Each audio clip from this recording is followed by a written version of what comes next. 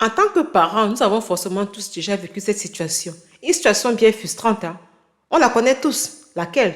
À la maison, l'enfant révise avec enthousiasme. Il apprend, il est bon élève. Il comprend.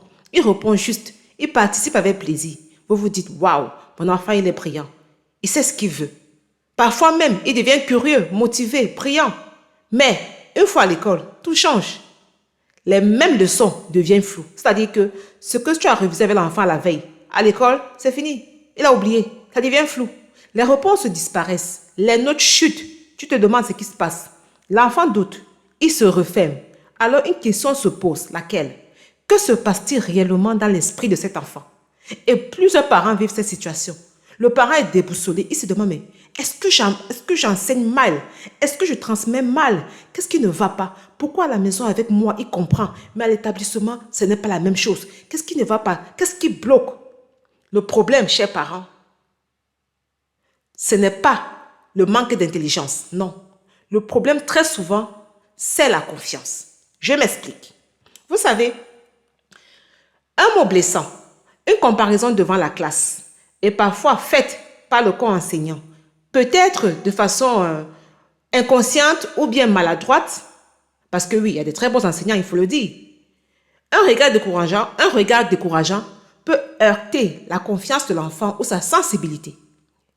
Une remarque répétée comme par exemple, tu ne fais jamais d'efforts, les autres comprennent mieux que toi, tu es lent, tu n'es pas concentré.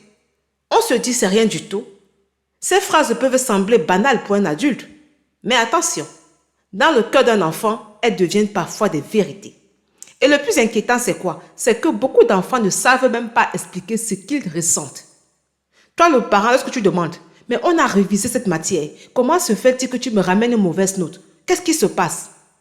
Et l'enfant te regarde. Il te regarde, il ne sait pas quoi te dire.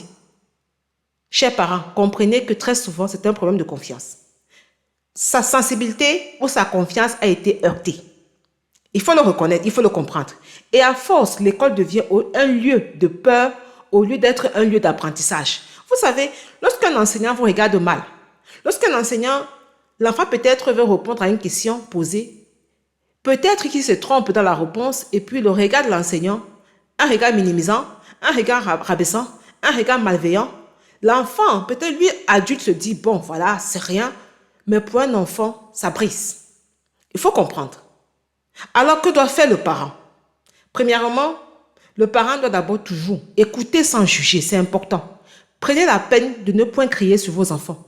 Demandez-les, qu'est-ce qui se passe? Faites comprendre à l'enfant qu'il y a un changement que vous constatez et ce changement doit forcément avoir une cause. Qu'est-ce qui se passe réellement dans sa tête ou dans sa vie? Observez également les changements de comportement. Comment est-ce que l'enfant devient? Est-ce qu'il se renferme sur lui-même? Est-ce qu'il va à l'école avec un manque de joie, un manque d'enthousiasme? Valorisez également en tant que parent les efforts avant les résultats, c'est important. Oui, bientôt tu vas recevoir tes notes, mais mon enfant, je t'ai vu travailler, je t'ai vu réviser. Peu importe la note que tu vas recevoir, sache que tu t'es battu. C'est important de le dire. Créer un espace où l'enfant peut parler librement, ça c'est capital. Il ne faudrait pas que l'enfant ait peur de votre appréhension ou de votre regard ou de votre jugement. Soyez ouverts avec vos enfants. Rappelez également à votre enfant constamment qu'une mauvaise note ne définit pas sa valeur, surtout pas. Ce n'est pas parce qu'un enfant, par exemple en Allemagne, écrit des 4 ou des 5 que plus tard, il ne sera rien dans sa vie. C'est prouvé, hein? L'école aide, mais ça ne définit pas ce que tu feras plus tard ou qui tu vas devenir. Il faut faire attention. Et surtout, aider l'enfant à construire, du moins à reconstruire l'image qu'il a de lui.